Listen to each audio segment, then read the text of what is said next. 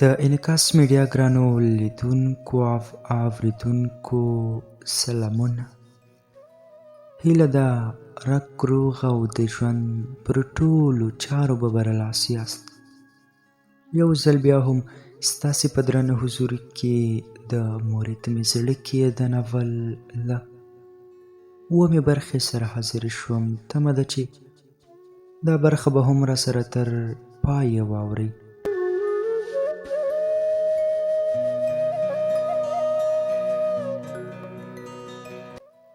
ارمان اوښلنې سترګې اسمان ته کړې، په وچې ژبه یې وویل یا الله، ما خپل لاسونه تا ته لپه کړي، ته مې عرض واخلې. زما عالیه وژغوره، هغې ته روغ صحت ورکړه. له بې وسو یې په سترګو اوښکې روانې شوې، سر یې ښکته کړ او ویې ویل زه په تمه د سبا یم چې قسمت به مې بدل شي. هره سبا چې کله راشي د سبا نه مې نفرت شي. مور مو منډه کړه، هغه یې خپلې سینې پورې ونیوه. چوپ شه زویه چوپ، نور نو ونه ژاړې، بس همدومره بس دی. د ارمان په لیدو مې زړه پرهر شو. مې وویل ګل لاله ته خو زلمی ولې کم حوصله شوې؟ هغه سر ښکته کړ او مې ویل صبر ولره وروره، الله تعالی وایي په سخته کې ما ته رجوع وکړئ. راځه چې ځو جومات ته. لمر په لوېدو شو، د ماښام تیارې خورې شو. جوړه جومات ته لاړو، لمونځ مو وکړ، بیا ورغلو. ټیکهدار پسې له بده مرغه هغه لا نه و راغلی. ارمان د کوهي تر څنګ خواشینی ودرېد او ویې ویل اسیره ته لاړ شه وروره، زه لږې شېبه دلته کښېنم. درد یې په سترګو بوج شو، اوښکې ترې تویې شوې. ویې ویل نن جونګړه مې ورانېږي، ته خبر یې؟ زه بې وسه دلته پروت له هغې جدا یم. په ژړغوني غږ مې وویل پاڅه لالا کور ته ځو. مور به مو په تمه وي، خیر دی نور تشویش مه کوه، هله پاڅه.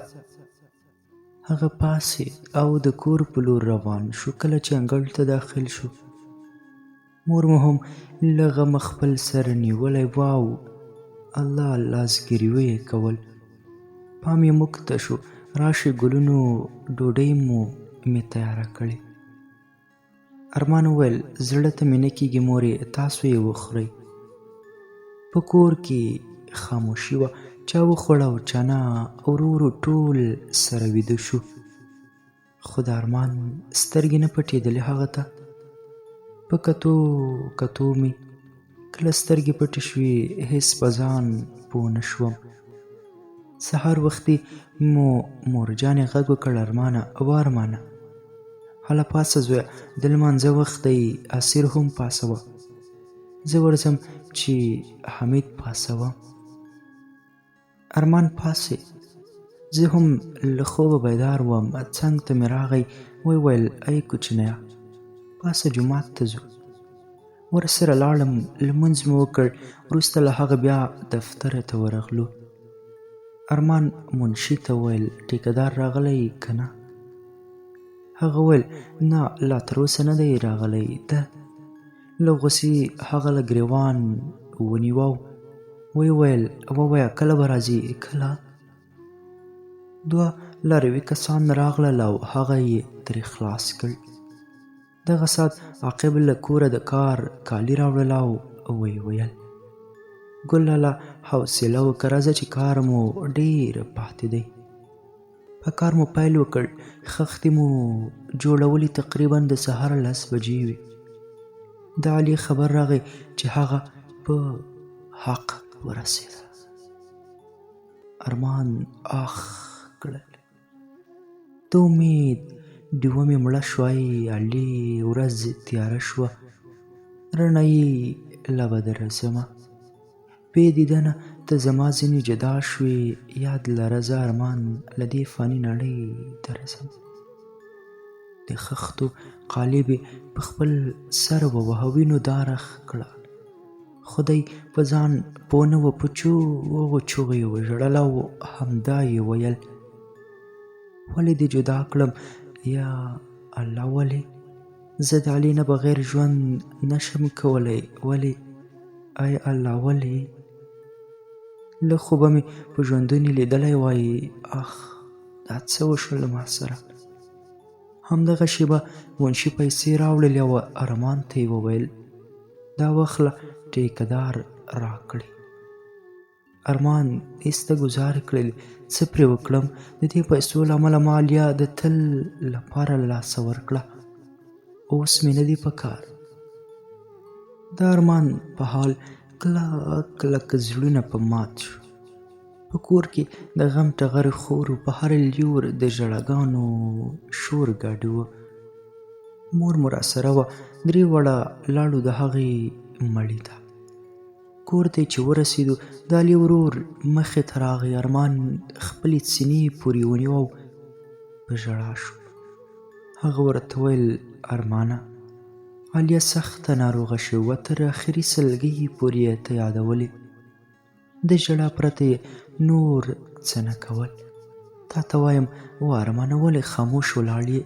یو څه خو ووایه. د خوشحال نه د علي دستبند ولوېد. ارمان ولیده، ژر یې پورته کړ، تکمه یې ورته کېږدله، غږ ترې پورته شو: ارمانه، ډېره مینه در سره لرم، زه ځم، ته هم راځه. ارمان په کړېکو شو. خوشحال وویل: بس که زویه بس، په ژړا هغه نور مه ژړه، ورځه چې څنګ ته یې ورشو. چې هدیرې ته ورسېدو ورور یې وویل: وګوره زما علیا خور ویده ده، هغې ډېر ژړلې وه، اوس بلکل ارامه ویده شوې. ارمان هم د قبر څنګ ته نږدې شو او په ژړغوني غږ یې وویل: پاسه علي، ته چې نه یې په ژوند څه وکړم، ما تا سره ډېرې ژمنې کړې وې، تا ټولې نیمګړې پرېښودې، هیله کوم پاسه که نه، زه نیمګړی یم، خیر دی پاسه. الله، دا څه وشو ما سره؟ ارمان رنګ تک ژیړ شو او پرېوت. چیغه مې کړه: لالا، قربان دې شم، صبر ولره، زه ځم چې اوبه درته راوړم. ژبه یې وچه وچه کېدله، په خپلې مرۍ ګوتې ګرځولې، وټوخېد. اوبه مې راوړلې، جام مې د هغه په خوله کېښود، شکر یې وڅښلې، ارام شو. د قبر په شنختۍ لاس کېښود او په ځیر ځیر یې ورکتل. د ارمان په زړه کې ډېرې ګیلې وې چې علي ته یې وکړي، خو علي کله اورېدلې؟ هغه خو پوږ خوب ویده شو او د مینې یادونه یې د تل لپاره له ارمان سره مل شول. ارمان پاڅېد او په تلو کې د هغې دستبند تکمه بیا کېږدله چې ویل یې: مینه در سره لرم ارمانه، ډېره مینه. په ژړا یې زموږ ستونی هم راډک کړ. خالي لاسونه بېرته خپل کور ته لاړو. د کور په غړو څه چې په دیوالونو هم خاموشي خپره وه، ټول خفه ناست وو. مور مو وویل: ارمانه بچیه، مه خفه کېږه، علیا نور هېره کړه. مورې، هغه مې ژوند ته راغله او بېرته لاړه، خو په تلو کې له ما نه هر څه یوړل او زه یې د ټول عمر لپاره د خپل انځور سره یوازې پرېښودم. د ارمان اوښکې کله ختمېدلې. عاقب او حمید هم په ژړا شول. ارمان وویل: مورې، څنګ ته یې ورځمه، هغه ده په انتظار کې، په سره ډولۍ کې راوړمه، علیا ده په انتظار کې. ناوخته کېږي، خفه کېږي، مورې څنګ ته یې ورځمه، مورې څنګ ته یې ورځمه. پرله پسې 2 ځلې د کوهي سره ته ورغی او دا خبره یې تکراروله: اسیره، له دې کوهي خوشبویي نه ختمېږي. ویل مې: نه ګل لالا، زه له دې کوهي کرکه لرم او ته د خوشبویي خبره کوې. د ټپ شوي غږ مې اسره وکړه: د خدای لپاره نور د کوهي نوم مه اخله. څو ځل مې درته وویل زه ویریږم. بس دی نور راځه چې کور ته ځو. هغه ټینګار کاوه خو په سختۍ مې کور ته یوړ. د کور ور مې خلاص کړ. په لوړ غږ مې نارې کړې مورې ای مورې. له کوټې غږ راغی درغلم زویه څه خبره ده؟ ګوره مورې ګل لالا مې پوه کړه چې نور دې د هغه کوهي څنګ ته نه ورځي. ارمانه بچیه هلته څه کوې؟ مورجانې د کوهي تر څنګ چې کینم د راحت احساس کوم. په خبرو کې یې شریک شوم. ودې لیده مورې بیا یې د کوهي نوم واخیست. دا سم پوه کړه ګنې تر سهاره به وژاړم. ارمان وویل سمه ده کوچنیه دلته راشه مه خوابدی کېږه. نور به نه وایم هله ناوخته دی راځه چې نن جوړه ویده کېږو. نه پوهېږم خدایه ولې دې ورسره دومره لیواله کړم. ولې راباندې ګران ولې له هغه نه بېلېدم. څه پوهېږم چې دا مو سره وروستۍ شپه د ورغاړې وته. شپه مو په یوه کټ کې تېره کړه. چې لمر څرک شو د پټۍ مزدوران راټول شول. د اوبو د کمښت ګڼې ستونزې یې رامنځته کړې. ډېری خلک د دریابي کوهي تر غاړې ولاړ و. د اوبو ماشین خراب و. د هغې لپاره یې یو مستري هم راوستی و. هغه یې کوهي کې ښکته کړ. مستري وویل یو کس بل په کار دی چې ما سره مرسته وکړي. خو څوک دی چې کوهي ته ورښکته شي. کور ته لاړم. مور مو ارمان ته وویل زوی جانه حمام وکړه. کالي دې تیار دي وایې غونده. هغه وویل نه مورې د ګاونډۍ فاتحه ده اوبه یې نشته او مېلمانه یې لمر ته ناست دي.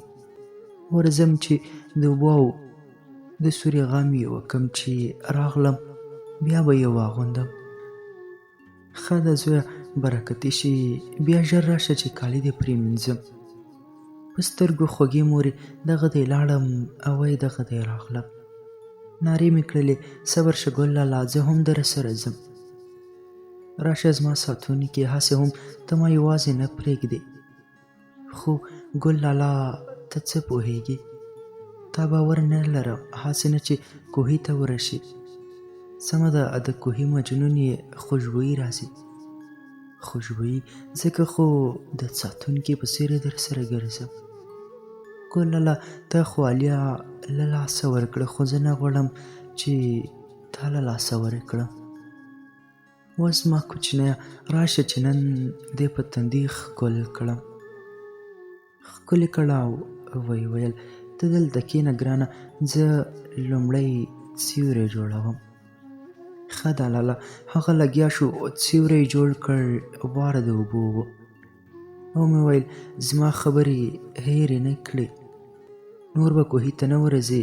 هغه ویل و کوچنیه کوهی مه یادوه ته پوهېږې چې د ګور شپه په کور نه کېږي.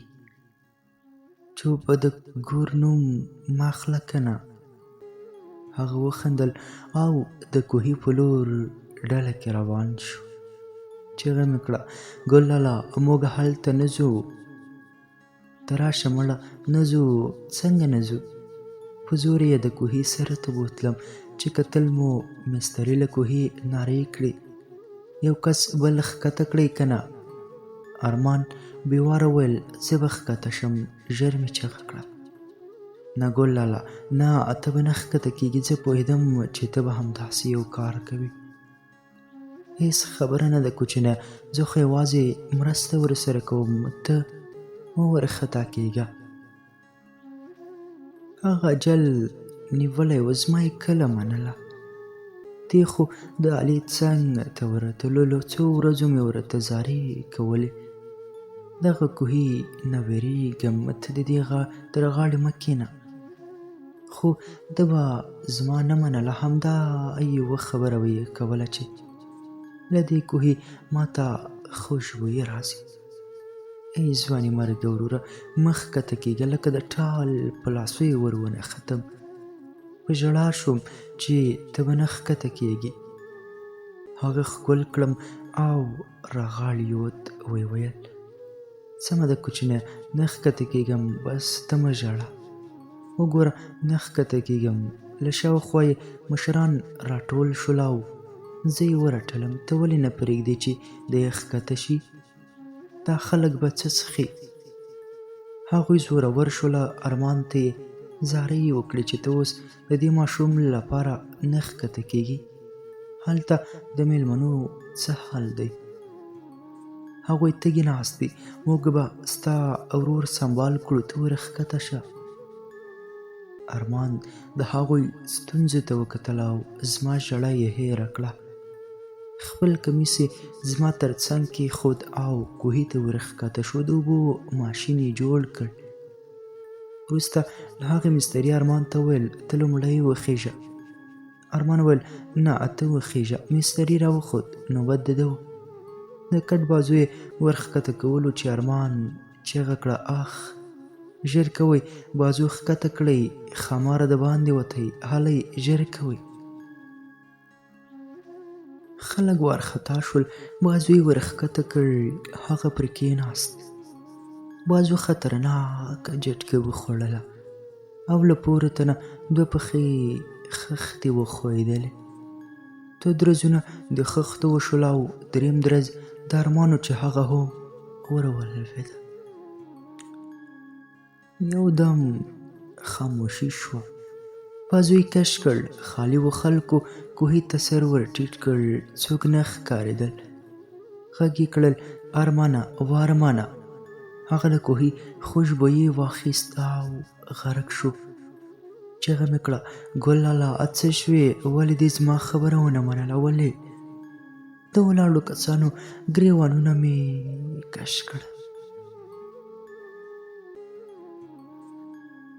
ګرانو اورېدونکو دا و د مورې ته مې زړه کې د ناول اوومه برخه تر بیا ورتلونکي برخې تاسې پر پاک او مهربان رب سپارم لوی الله مو مل شي